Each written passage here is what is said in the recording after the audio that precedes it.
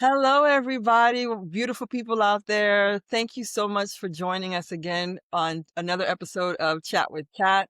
I'm really excited about this guest that I have that's coming on. I don't usually talk about such topics, but this is a diverse show with diverse guests, and I'm sure you guys are along for the ride. There are many people that I have come across that have always wanted to get into the cannabis industry. And up until recently, you see so many like smoke shops pop up, mushroom all over the place. And I have one gentleman that's going to be joining us that's going to be here to talk about it.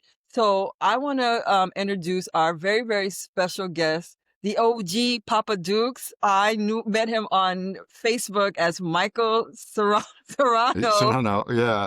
And who would have guessed that this guy would like blossom? And there he goes with his cannabis. First off, I want to apologize about the camera situation, but let's It's do all this. good, man. It's only right. If we're going to talk about cannabis, you have your cannabis. So That's for fact. those of you guys who are cannabis enthusiasts or is interested in wanting to know information on getting into the industry, this episode is for you. And if you're not into cannabis, but you just like a good word, a good conversation, you're also welcome to this. So without further ado, I want to introduce Michael Serrano, better known as the OG Papa Dukes. Welcome, Papa. Thank you. Thank you, Kathleen. We connected several years. Well, I followed you several years ago on Facebook and saw, this. I love powerful people that are out there doing their thing. And I just appreciated what you were doing and just followed you throughout the years, seeing your growth. I see you doing mortgage, which I told you I want to help you put something together. So on the podcast, I run a podcast, OG Social Network Podcast. You can find us on YouTube, Spotify, IG, LinkedIn. So the OG Social Network Podcast. But yeah, let's get your questions going because I know time is of the essence for you. Perfect, perfect. So, before we get started, well, no, let's just dive into it because, like you said, time is of the essence.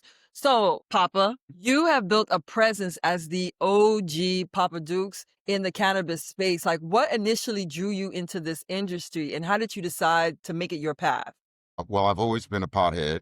And the minute that the New York State became legalized, it kind of opened up a third eye in me. I started making edibles, and introducing people about the cannabis plant, working with other organizations. So for the last, I say about 3 years, I've been going to events, meeting people, meeting organizations to promote the cannabis industry. I didn't even know we were legalized for like 6 months.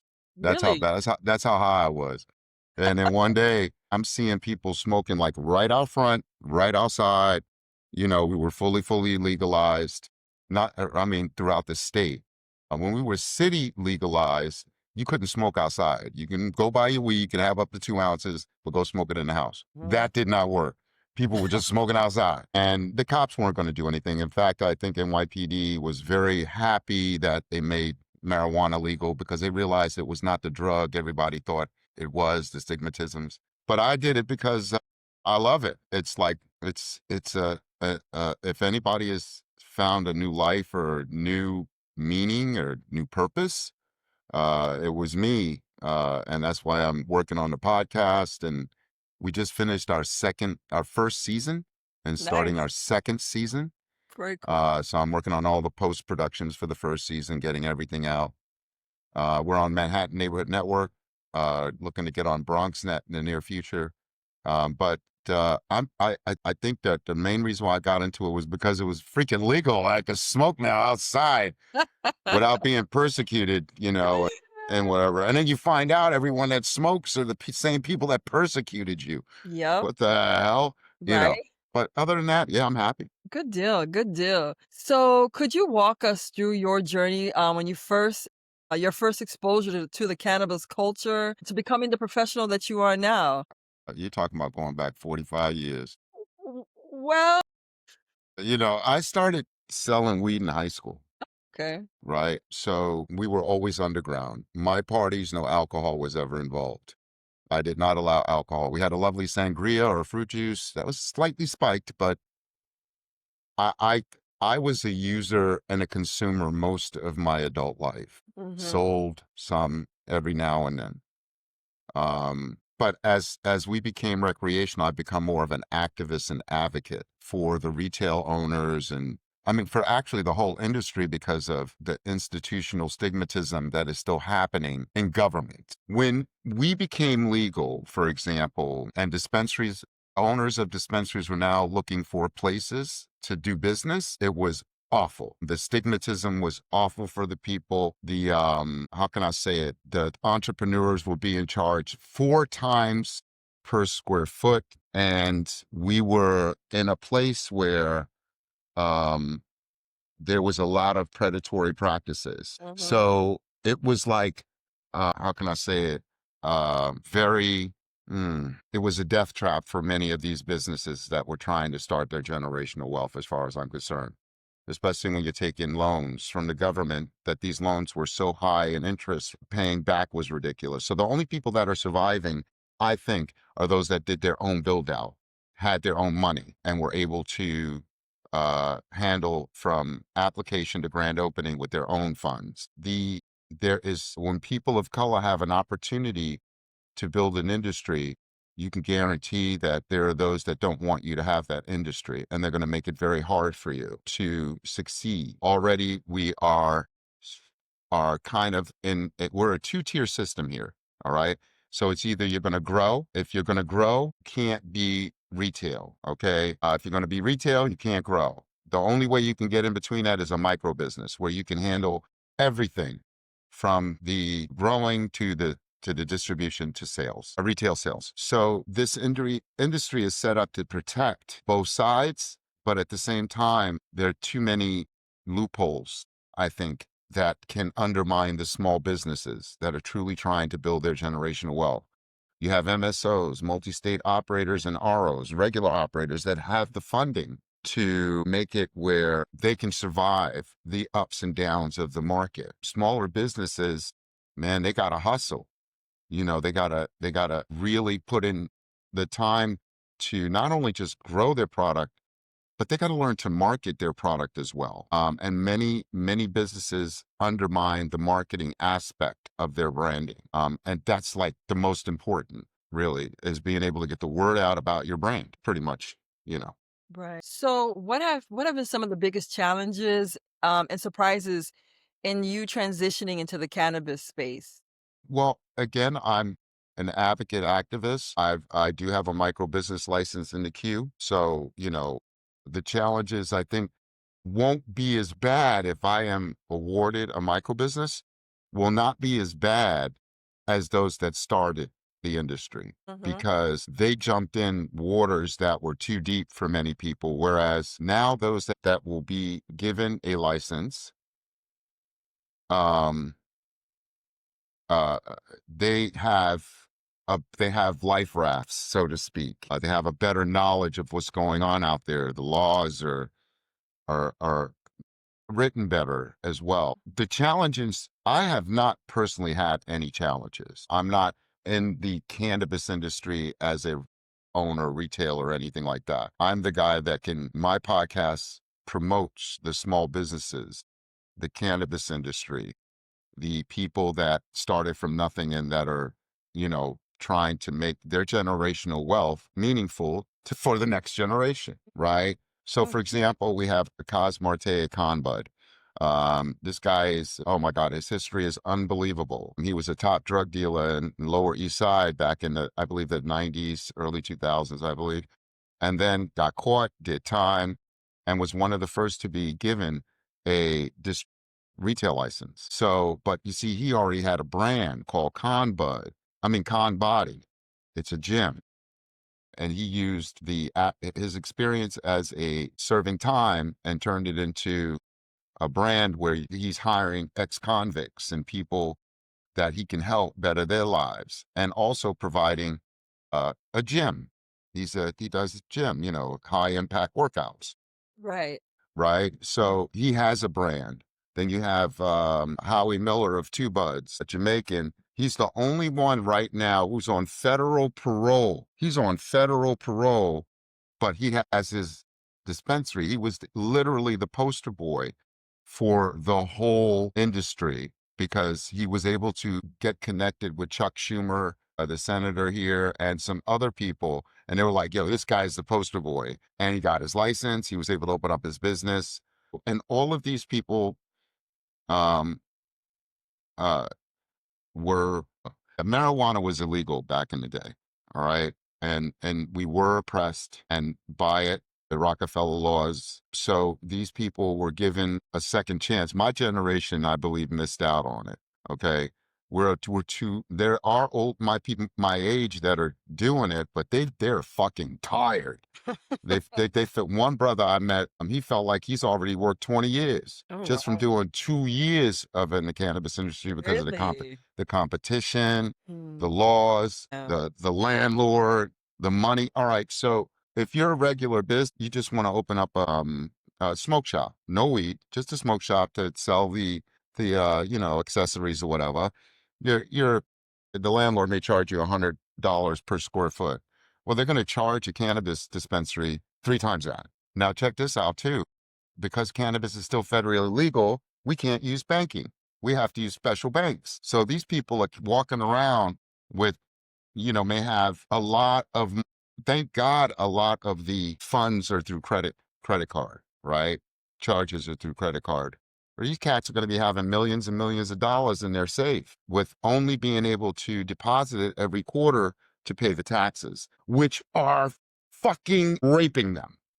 I'm sorry. I'm sorry if I'm, whatever, but it is. It's bad. It's bad. Okay. If you're making, for every dollar you make, you're giving the governments, all right, local, state, federal, all right, you're giving them close to 60% of what you're earning. 60 and you Can't, live off the 40?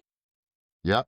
You're also not getting the benefits as a corporate, any other corporations in tax benefits, no tax benefits. Employers are not getting, and the dispensaries have to pay a lot of money for salaries that they're not getting benefits on, all of that. So it's right now for the next 3 years, they're going to have to survive this until it's finally somebody says, yo, this shit is legal. All right. Let's just leave it alone. Leave hemp alone. It's legal. All right. Leave it alone. And they're already about to make hemp illegal again federally, which is like, what are you doing? You're destroying billion-dollar businesses, right? So the stigmatism is what's the problem? Of course, you know what else? The government. We can go for days. Now, for those who don't know, can you quickly just tell listeners what exactly is hemp? Okay.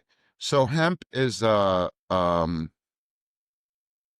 plant that is not marijuana. It doesn't have the THC derivative. Hemp has CBD, cannabinoids that work with your body, not get you high. Doesn't have the psychedelics. Whereas THC, marijuana has all that and the CBD.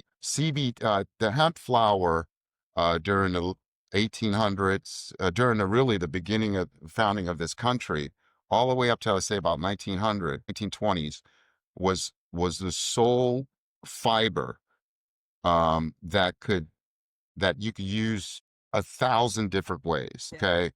Main thing was maritime. It was used for creating rope, very high-end ropes. It lasted for years, but because of the industrial age, the DuPonts and other corporations, they found that they created nylon and other alternatives that undermined the hemp industry. And at the same time, they lobbied for hemp to be illegal as well. So it's, again, always about power, resources, controlling the resources, controlling the industry. And I keep telling these young people, you need to create a super PAC or a PAC or some form of think tank that protects your industry, your wealth. What the problem is that marijuana is you understand what BIPOC is? Biracial people of color. Okay. That's what includes us. That's our culture. That's our commodity. We've always had it. It's been in our neighborhoods. We've used it for everything. In fact, the industry itself was started by midwives and nurses who wanted to find alternative medicines from the pharmaceutical shit for cancer patients, patients with Parkinson's, so on and so on. You know what I mean? So one gentleman, Heru, God, I forgot his name. Heru I'm not going to say his last name. It starts with an Aforni. He does herbalresults.com, and he has testimonials of his CBD products helping people with stage 3 and 4 cancers, like a dozen people at least. So, and I've referred a few people to him already, which is kind of, as we get older, I guess that's how it is. So what we're finding is that people need to be, if I answered your question, hemp is for CBD, THC, tinctures, rubs. You can create fabrics with it. You can build houses with You them. can build houses with them. Hemp You can plant. drink it as milk. Yeah, that hemp plant. Look, the universe. I'm not religious, but the universe has already given us everything we need to survive on this planet, right? Mhm. And what I've horrible right now is that capitalism and the hierarchy that's going on in the world is destroying the spiritual aspect of us growing as individuals. I've not to get off track, but I've always found when my mom introduced me to Southern churches, I found it to be like, what the fuck is this, a circus? Because I think children know deep down in my heart, especially as a child, I knew that God is in me. And not only that too, if God is all knowing, he already know what I'm going to do until the day's end. So where is hell coming from and Right. heaven? Right. You see, we are a huge conscious spiritual collective that have come to I believe, that have come to this planet to bring from our higher selves to our lower self to learn something about this dimension. Right. Right. That's how I feel, because that's how I feel. And it literally makes you live as a decent person if you just do unto others, listen, learn as you get, and when you're young, okay, and then as you get older, share your knowledge with the youth and those around you. Right. Right. All right, so let's talk about industry insight and trends now. Oh So, yeah. yes. So, in your view, what's the most significant changes that you've noticed happening in the legal cannabis industry? Well, that's a lot. On the entertainment side, many artists uh, are bringing the marijuana culture close to their art. On the political side, many politicians are understanding that what the people want is cannabis in their lives. It helps them. So there's a big revolution still going on. We just elected a Democratic Socialist mayor who I love. I'm a Democratic Socialist, Zoran Mamdani, and I was like for weeks waiting for him to see whether this man partook. And then finally he was in the interview and said, yeah, I dabbed before I came here. And I was like, what? Yes! That was like 3 days before it was election day. I was like, oh, he playing us. He knows what he's doing. He's not going to say anything about cannabis for a year. And 3 days before the election, my man said, oh, yeah, I hit I vaped, not dabbed. I vaped. Before I came here, I was like, I'm voting for this motherfucker. So, and so on a political side, it's becoming more accepting. A lot of activism. It's run by women. The spiritual aspect, the recreational aspect, the consciousness of cannabis is run by women, as far as I'm concerned. Okay, it is very cliquish, very predatory, is like any other. But when you go to an event, a cannabis event, be it an industry event or an open event, it's awesome. Everybody's fucking cool. Everybody's cool. So, and you meet some beautiful people. I've met amazing cultivators like Sky World, House of Sachi, Bean Room, a micro grow that's strictly hydro grow, water grow, I've met great processors like my sponsor, Green Spectrum CBD, Ike Fertucci. Oh my God, all that chocolate I think no, they're in Niagara Falls. I've met so many beautiful people that have great products and services that they're going to provide for not only New York, but when we become federal, they're going to be nationwide. Okay. Michael Vertucci, for example, he suffers from multiple sclerosis, but you could never fucking tell because the guy, his medicine works. His CBD tinctures, his balms, his gummies, his chocolates. That's why I promote him. Sky World and all of the other farmers and cultivators. There's no such thing as the best. I keep telling people that. Stop saying that. All right. You had a great time that night or a great experience. But what you're doing was when you're saying the best, you're undermining all the other people that have great shit too. You just haven't had it yet. All Right. right. I've had about 60, 70 strains in the last 2 years. Really? Oh yeah, I'm fucked up. I'll be fucked up till I hit the grave. I'm fucked up. I'm fucked up. Right now? And right, I'm high every day. I don't miss a day. I I love it. don't want to. Right now, I suffer from seasonal depression. So I have my moments where I have to sit somewhere and stop. And that takes a while, and it can affect my productivity. So, but I have a support group, Right. right? So, but I don't want to, because I want you to, I know you got more questions, but Yes. it helps. It helps. These are great people that have great products and services. So that helps me segue into my next question. So, how do you see the intersection of cannabis and wellness evolving? And so, you just said a whole lot. Like, for example, with the therapeutic strains, now that I know that you've taken over 60 different strains in the last 2 years to microdosing and cannabis for mental health, just like you just said, that Hmm. you suffer from seasonal depression. So, like, how do you see the intersection of cannabis and wellness, like, ever evolving? All right. Well, how I see it, and it is evolving. There are many organizations out there that are working closely with health and wellness, with teaching people and educating people about using marijuana and using vapes, dabs, pre-rolls, knowing what indica, what sativa, what hybrids are. And it's like really becoming a sommelier for wine. I like that. You want to be a sommelier for cannabis. Strains. It's not like that. It's, Right. what do they call it? A connoisseur? A connoisseur of Connoisseur, strains. right. So health and wellness, for example, I've sent my mom and her friends samples that I received You said or it to bought. your mom?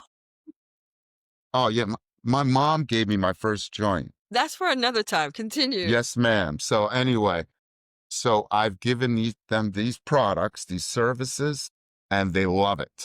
It works. And it's Papa Barkley's, Green Spectrums, CBD, and Hempworth Farms so far that I've sent out. And they love all the products. It's the affordability factor and making those products a habit of daily use. Okay. So, with so many states and countries changing their laws, how do you see the regulation shaping the next 3 to 5 years in the industry? Well, until we survive the next 3 years, right now I predict the podcast will be pushing non APAC politicians. So we want to win the midterms so we can control the Congress, which is the House and the Senate, and at the same time prepare for the election. So right now we're in a stalemate. We're in a very bad state Mhm. when it comes to the political side. Once we elect a new Democratic president that's more in line with mainstream populists,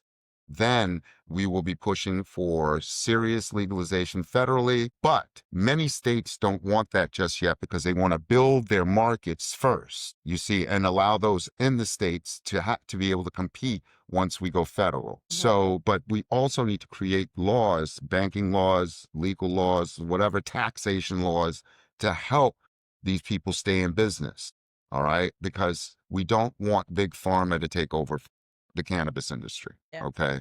So, hope, I say each state should just take control that's legal and make their industry strong so that when we go federal, it is a beautiful, it's a beautiful streamline of a vast national market that actually will be a global market. As Mhm. far as I'm concerned, New York State and the Hudson Valley will be dead center of the cannabis global industry. Those farmers out there, upstate, West New York, Hudson Valley, Northeast New York, oh my God, these guys grow amazing product. It's amazing. Amazing. All right, so let's I guess talk about business and strategy from your perspective since you are really heavily into the industry. So partnerships and communities are very big in your messaging. How do you build and maintain the meaningful collaborations in cannabis? Trust. Y'all got to trust each other and communicate with each other, have the same ideologies, the same strategies, the same plan. For example, the tech industry has their lobby,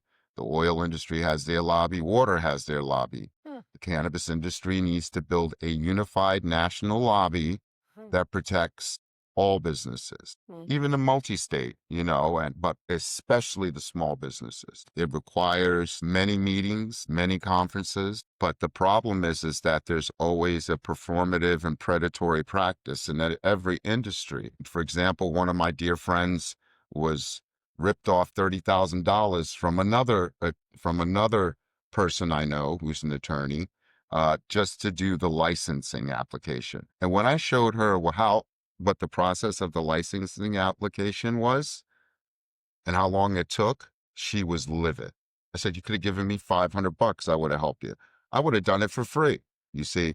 But you have people out here who are taking advantage of those that are not knowledgeable. I know people that have been given a dispensary license and have never run a business, never run a business. No plan, no strategy, no branding, nothing ready yet. Wow. And you have 18 months to open the store. Wow. And yet you've never run or even worked in retail. Yeah. So, Wow. that's how it is. That's how it Did is. I answer your question? You I hope. did, you did. And what I want to ask is for someone that's looking to enter this industry, whether a grower, retailer, educator, or service provider, what are three key pieces of advice you'd give them today? For all of it, have the experience. Have the experience. Every cultivator and grower I know is 2 generations in. Okay, so that's at least 20 years, almost 40 years. Right. You better have a great marketing team because you already know you can grow the product and you got great products and services. You better have a great marketing and branding team. And social media. Social media. I'm telling you, that's the new advertising. It's social media. You can create yourself and do it yourself, or call me, I'll help you. Pennies on the dollar. But it's your social media. You have to have content out every day to make your brand relevant. It's literally your commercials every day. Yeah. So and for many that equation is different. Okay. Yeah. But you better have the strategy and planning to keep your business open for at least a decade, make your branding relevant, and be passionate. Love your shit and do it. Love your shit. That's it. So you've given some advice. Now, the cannabis industry has gotten complicated with the social legal history of things. What Mm. responsibilities now do you feel anyone who's in the industry has or duty that they have to this to maintaining the culture? Ooh, to maintaining the culture. Yeah. The culture, I believe, for me, I enjoy myself when I'm around sincere, positive, content people. I see that a lot in the industry, but I also see people stealing other people's ideas. Mhm. There's enough room at the table for everyone. There's more than enough for everyone to earn and make money, and have a life in the cannabis industry. I'm gonna be honest with you. That's something that person has to look deep in their heart. Are you going to be a good business person or an evil business person? Right. I've dealt with some great people and some people that were just, no, I can't work with you. And there are people out here, for example, I just had to turn down 2 clients because I guess they presume to think people of color work for free. And it's like, I got a business to run. I ain't got time for that. So that's what we're getting into as well. Also, we need to remain humble. All right. There's a lot of people out here their egos are totally undermining the culture itself. We're about health and wellness, community. We can have events with our children around us, safe spaces. We aren't like alcohol, industry. You literally can come to an event, enjoy yourself, and get home safely. You know what I mean? And we rarely see rudeness at an event. And if you did, it's always the 2 people that always had beef anyway. It wasn't 2 strangers. So everyone is laid back. I hope I answered your question there, but I got to tell you, that's really something. That's something people got to look within themselves and find out. I say, be honest, be trustworthy. If you could do the job, boom. If you can't, find somebody that can help those people. It comes back around. Karma is the key. Got you.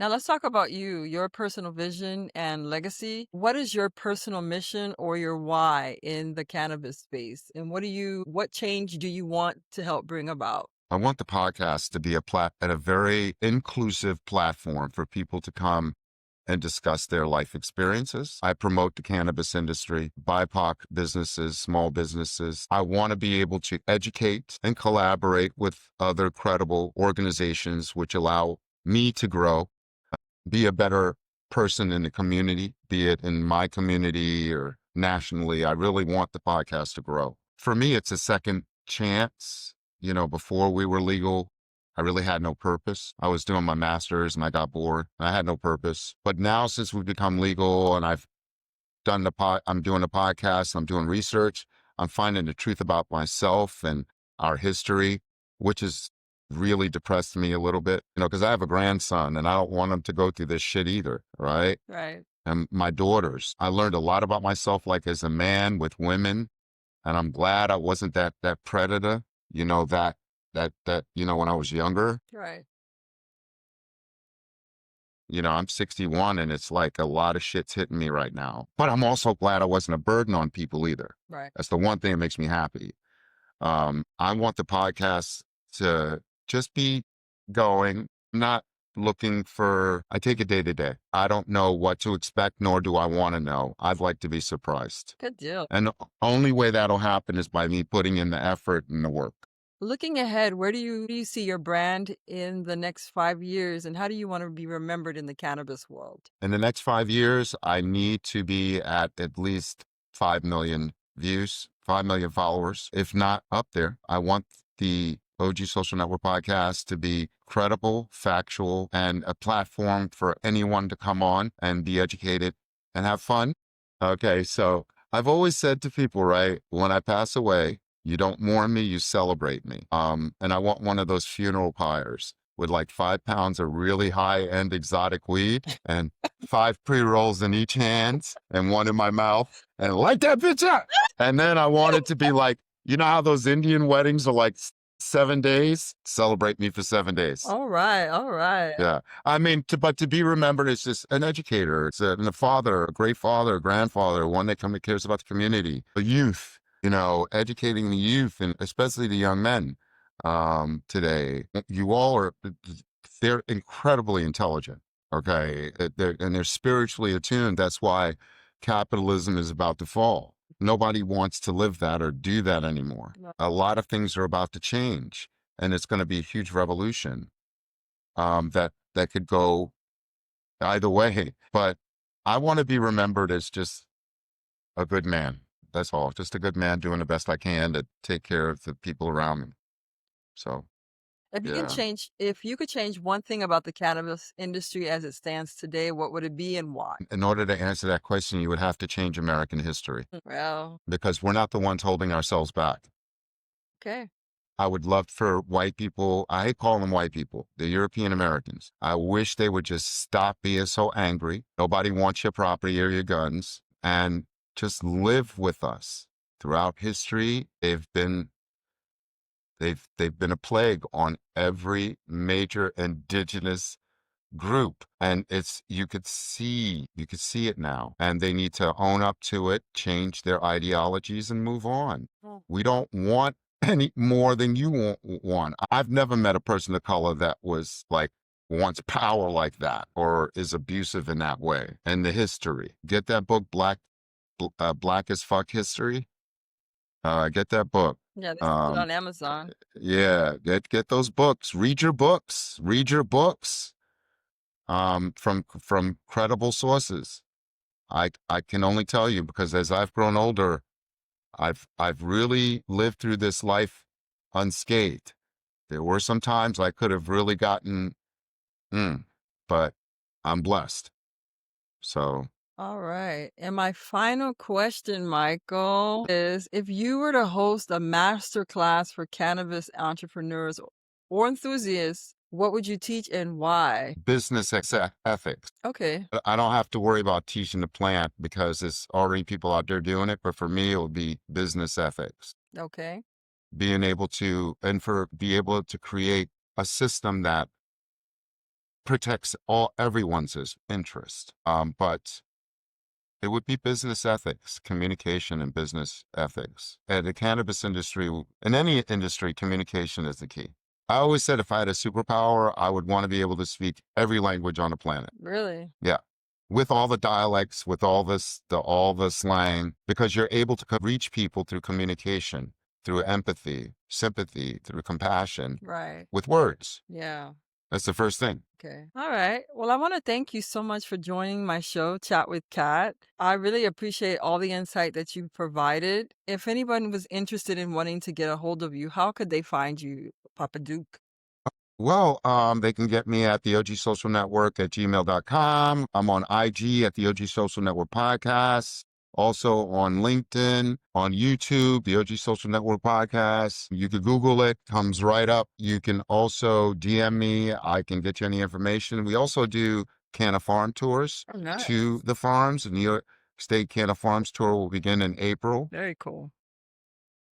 Able to get a continental breakfast, lunch, goodie bag, and visit this beautiful farm, spend a beautiful vacation. And you use social media. It's the best way. And then from there, I'll help you out in any way I can. I have a huge network Sure. of branding, security, everything to help you build your business, which is kind of weird. I've met all these great people. Awesome. Mhm.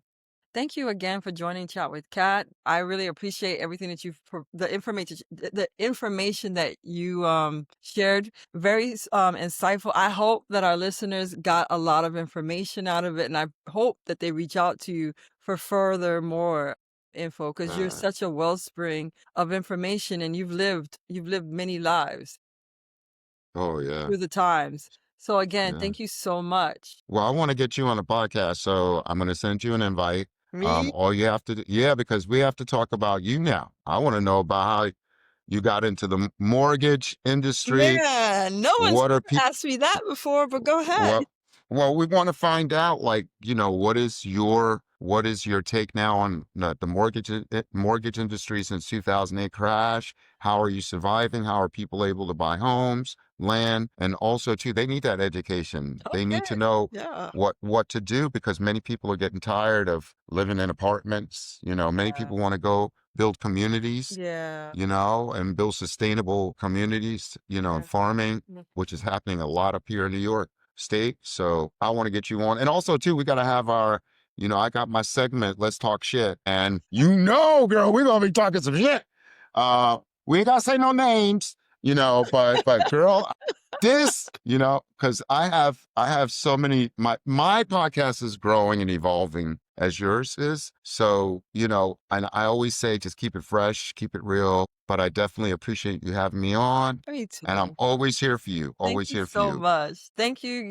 Thank you. You guys were Thank you. listening to Chat with Kat. I was your host, Kathleen Barreau, and we had the OG Papa Dukes, also known as Michael Serrano, on Chat with Kat. Thank you, and tune in next time. Thank you.